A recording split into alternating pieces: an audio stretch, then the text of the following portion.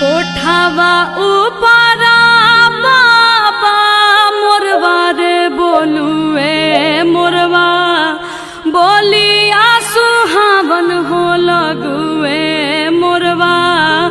बोलिया सुहावन हो लगुए आजू के रतिया बाबा जागल हो रही हो आजू घरवा चोरिया हो जाई है आजू घरवा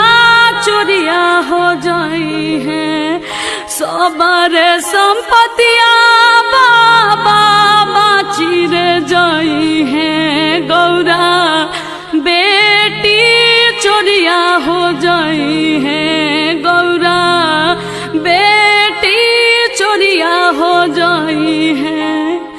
दुआरा